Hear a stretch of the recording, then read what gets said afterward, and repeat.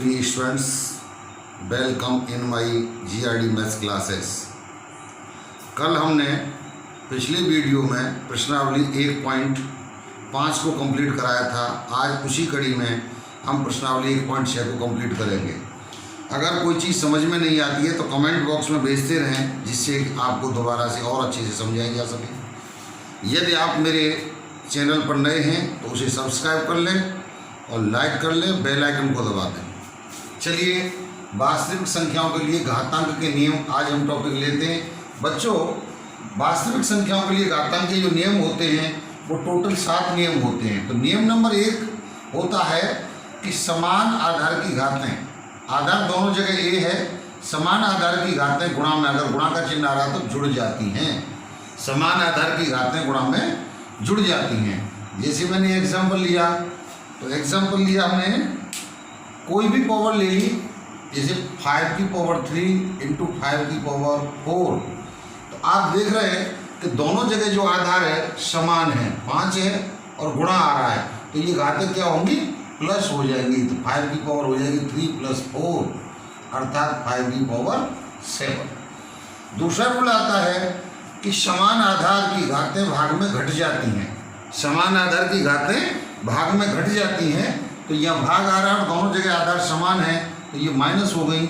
इसका चलो एक एग्जांपल लेते हैं। मैंने ले लिया 7 की पावर 5 डिवाइड बाई 7 की पावर 2। अब दोनों जगह समान आधार ले लिया और भाग आ रहा है, तो घातें क्या होंगी, घट जाएंगी। तो आधार तो वही साथ रहेगा, तो घातें हो जाएंगी 5 - 2। जब 5 - 2 हो जाएंगी तो ये बचेंगी 3। इसी तरह देखिए, अगर घात के ऊपर घात आ रही है, a की power m to the power n, घात के ऊपर घात आ रही है तो घातों का गुणा हो जाता है। तो जब यहाँ गुणा हो जाएगा तो ये हो जाएगा हमारे पास, जैसे मैंने लिया कोई क्वेश्चन 3 की पावर 2 की पावर 3, पावर के ऊपर पावर ले लिया, तो 3 की पावर 2 इंटू 3, तो ये हो गया 3 टू दी पावर 6। अब नेक्स्ट हमने लिया 4 क्या आ रहा है, आधार तो अलग अलग है लेकिन घात समान है। अगर आधार अलग अलग हो और घात समान हो तो ये a गुणा b की होल पावर m चढ़ जाती है। जैसे हमने कहा 2 की पावर 3 इंटू 5 की पावर 3। यह नियम बदल गया, आधार दोनों अलग अलग है लेकिन घातें समान हैं, तो हम इसको कह देंगे 2 इंटू 5 की पावर 3 अर्थात 5 दूनी 10 की पावर 3। अब देखिए यहाँ पर a की पावर m अपॉन b की power n, a upon b की होल पावर m, और क्योंकि आधार अलग अलग हैं लेकिन घातें समान है तो रूल वही आ जाएगा। जैसे मैंने कहा 2 की पावर 3 अपॉन 5 की पावर 3, भाग में ले लिया तो कोई प्रॉब्लम नहीं आएगी, 2 अपॉन 5 की होल पावर 3, ये आपका आंसर आ गया। नेक्स्ट, अगर हमारे पास पावर माइनस की है तो नीचे जाके प्लस की हो जाएगी, और नीचे अगर माइनस है तो ऊपर जाके प्लस हो जाएगी। इसके लिए भी एक एग्जाम्पल लेते हैं। जैसे मैंने कहा 2 की पावर -3, तो ऊपर जाती 2 की पावर 3 हो जाएगी। इसी तरह मान लो मेरे पास 2 की पावर -3 ऊपर है, तो ये नीचे आकर के प्लस की हो जाएगी, चिन्ह बदल जाता है। और ये रूल होता है a की पावर कितनी 0 हो तो कितना होता है 1। अब यहाँ a नॉन जीरो है, a 0 नहीं होना चाहिए, कि अगर 0 की पावर 0 लेंगे तो अनडिफाइंड फॉर्म आ जाएगी। तो यहाँ पर a टू दी पावर 0 = 1 होता है। तो ये रूल्स होते हैं। आइए प्रश्नावली 1.6 सॉल्व करते हैं। इसमें 3 क्वेश्चन, पहले क्वेश्चन में 3 पार्ट दे रखे, इनका वैल्यू निकालना है। तो ये दिया है 64 टू दी पावर 1/2। तो आप क्या करेंगे, सबसे पहले 64 के खंड करेंगे। 2 से भाग दिया 32, फिर 2 से दिया 16, फिर 2 से दिया 8, फिर 2 से दिया 4, फिर 2 से दिया 2, फिर 2 से दिया 1। तो आप इसको लिख सकते हैं 1 2 3 4 5 6, 2 की घात 6, और इसके ऊपर कितनी चढ़ी हुई है 1/2। अब रूल आ गया बेटा, a की power m to the power n equal to a to the power m into n। घात के ऊपर घात आ जाती है तो घातों का आपस में गुणा हो जाता है। तो इसी क्रम में आप कर देंगे 2 की घात 6 गुणा 1/2। m की जगह कितना आ गया 6 और n की जगह कितना आ गया 1/2, दोनों का गुणा हो गया तो 2 तिया 6। तो 2 की पावर 3 1 3 आ गई, और 2 की पावर 3 का मतलब हो गया 2 गुणा 2 गुणा 2। जितनी घात होती है उतनी बार गुणा कर देते हैं, तो 2 दूनी 4 दूनी 8, ये आपका आंसर आ गया। सेकंड पार्ट आप देखिए, तो सेकंड पार्ट में क्या दिया आपको 32 की पावर 1/5। अब आप 32 के खंड करेंगे तो 32 के खंड करेंगे तो 2 का भाग देंगे, 2 16 दूनी 32, फिर 8 दूनी 16, फिर 2 से 2 चौके 8, फिर 2 से 2 दूनी 4, फिर 2 एकम 2। तो आप 32 की पावर 1/5 को सॉल्व कर रहे हैं तो 32 के खंड हुए 1 2 3 4 5, अर्थात 2 की पावर 5 की पावर 1/5। घात के ऊपर घात आ गई तो क्या होगा, घातों का गुणा हो जाएगा। तो 5 गुणा 1/5, 5 से 5 कट गया, 2 की घात 1, और 2 की घात 1 का मतलब 2 ही हुआ। इसी तरह तीसरे पार्ट को आप सॉल्व करेंगे तो आप 125 के फैक्टर करेंगे। जब 125 के फैक्टर करेंगे तो 5 दूनी 10, बचे 2, 5 25, फिर 5 से भाग जा रहा है तो 5 25, फिर 5 से जा रहा है एक बार, तो ये फैक्टर होके आ गए 1 2 3, अर्थात 5 की पावर 3, और इसकी पावर 1/3 चढ़ी हुई है। घात के ऊपर घात आ गई तो घातों का क्या हो जाएगा, गुणा। तो 3 से 3 कट गया तो 5 की घात 1, तो 5 आ गया। एक घात को लिखा नहीं जाता है। इस तरह से आपका क्वेश्चन नंबर फर्स्ट कंप्लीट हुआ। डियर स्टूडेंट्स, क्वेश्चन नंबर 2 आप देख रहे हैं। तो क्वेश्चन नंबर 2 को हम हल करते हैं। तो पहले पार्ट में क्या दिया आपको, 9 की घात 3/2। तो आप यहाँ क्या करेंगे, 9 के फैक्टर करेंगे। जब 9 के फैक्टर करेंगे तो 3 तिया 9 और 3 एकम 3, तो ये आगे 9 के फैक्टर आगे 3 गुणा 3, अर्थात 3 की घात 2।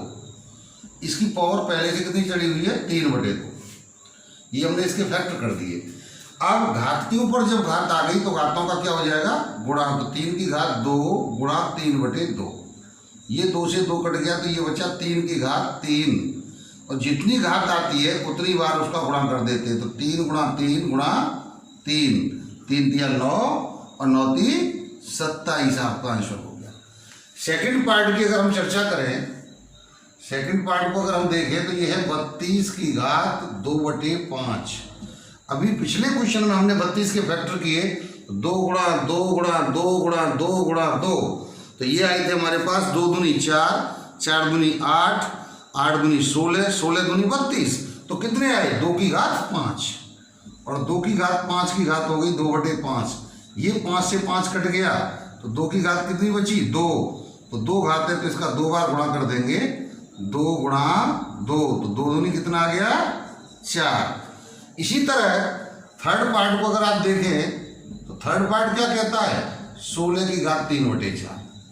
16 के फैक्टर आप करेंगे तो 2 दूनी 4, 4 दूनी 8, 8 दूनी 16, तो ये हो गया 2 की घात 4, और ये हमारे पास 3/4 है, 4 से 4 कट गया तो 2 की घात 3 बचा। तो कितने बार 2 का गुणा होगा, 3 बार, तो 2 दूनी 4, 4 दूनी 8, आपका आंसर हो गया। और फोर्थ पार्ट देखिए, थोड़ा सा इस पर ध्यान देना है क्योंकि ये थोड़ा सा हटके है। 125 की पावर -1/3। हमने बताया यदि घात नेगेटिव आ रही है, a की पावर -m, रूल बताया a की पावर -m, यदि माइनस जो है पावर माइनस आ रही है तो उसे नीचे ला करके प्लस किया जा सकता है। तो ये हो गया 1/125 की पावर 1/3।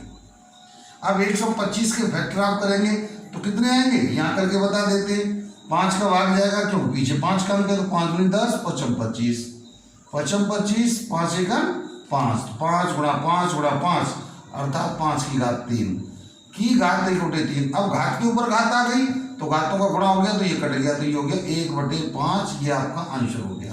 इसी तरह से चारों पार्ट हो गए। बहुत चाहिए क्वेश्चन नंबर 3 हल करते हैं। तो क्वेश्चन नंबर 3 में क्या दिया है, सबसे पहला पार्ट दिया 2 की पावर 3/2 इंटू 2 की घात 1/5। आप गौर करें तो ये रूल बनता है, मैंने बता दी ये समान आधार हो गए। कैसे हो गए, समान आधार, काय में आ रहा है, गुणा में, डॉट लग रहा है, तो समान आधार की घातें गुणा में जुड़ जाती हैं। तो ये दोनों पावर्स क्या होगा, ये 2 की पावर्स हो जाएगी 3/2 प्लस 1/5, ये ऐड हो जाएगी। जब ये ऐड हो जाएगी तो 2 की पावर एलसीएम आ गया 10, 5 दिया 15 और 2 एकम 2, तो ये हो गया 2 की पावर 17/10, ये आपका आंसर आ गया। सेकंड पार्ट देखिए तो 1/3 टू दी पावर 3 की पावर 7। अब सेकंड पार्ट जो आपका आ रहा है बहुत सिंपल है।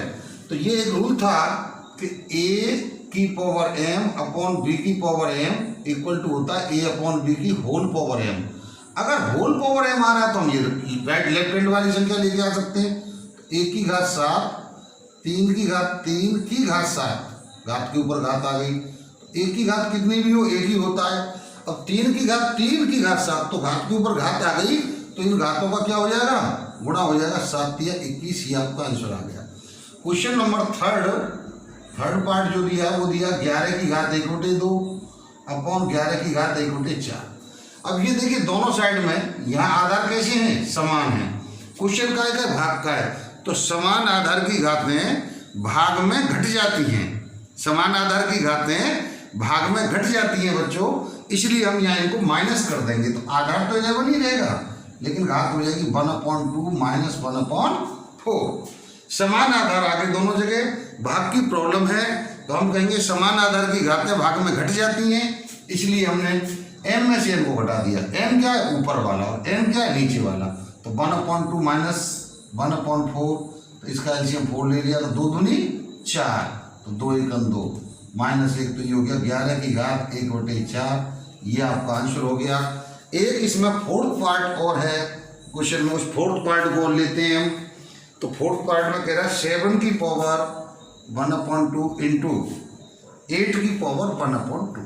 अब थोड़ा सा यहाँ समझना है आपको। यहाँ समझना क्या है कि ये पावर और ये पावर दोनों समान है, लेकिन आधार दोनों भिन्न भिन्न हैं। अर्थात a की पावर m इंटू b की पावर m बन गया, तो इसे कहते हैं हम ab की होल पावर m। आधार अलग अलग हों लेकिन घातें समान हों तो ab की होल पावर m हो जाती है। तो a कितना है 7, तो b कितना है 8, इसकी होल पावर हो गई 1/2, तो 56 की घात 1/2, ये आपका आंसर आ गया।